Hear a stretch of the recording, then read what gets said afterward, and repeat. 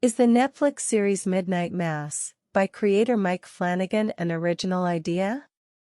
Or is it a take on Stephen King's Salem's Lot, intermingled with concepts from Paul Wilson's book, Midnight Mass? Having not read Wilson's version of the book, and with a remake of Salem's Lot the movie, due out in September of 2022, I thought it would be fun to dive into what Flanagan achieved in the first episode of Netflix's Midnight Mass, versus the original Salem's Lot movie. Let's get into it. Welcome back to Ivy Joe's Reviews. From their opening scenes, we see religion and faith presented by Ben from Salem's Lot, and Riley, from Midnight Mass, as they pray. Ben and Riley's characters represent the troubled prodigal sons that return to their hometown.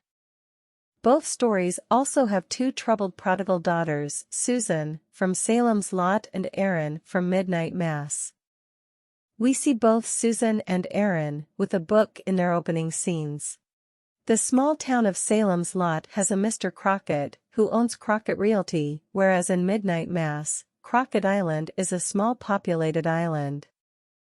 There are male teenage characters, with two other friends, with a bit of an edge, in both Salem's Lot and Midnight Mass.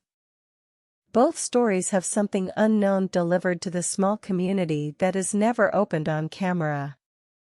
Only shown as empty after the fact.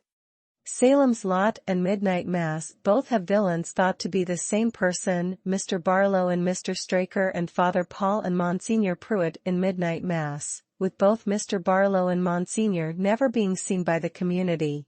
The vampires in both have silent sudden appearances, reflected by bright yellow eyes. Both the Marston House in Salem's Lot and St. Patrick's Church in Midnight Mass are highlighted as major entities, with heavy spiritual influence. There's also two sheriff characters who appear to know all that takes place in the town, two town drunks, and two owners of dogs, that under strange circumstances become deceased. And if all the comparisons, just from episode 1 of Midnight Mass, is not enough, check out the Stephen King Salem's Lot, books on the shelf, of Riley's room, along with the other vampire/horror books on the shelf. Is Midnight Mass an ode to Stephen King's Salem's Lot, heavily drawing upon its influence? If you watched both Salem's Lot and Midnight Mass, were there other comparisons highlighted that I overlooked?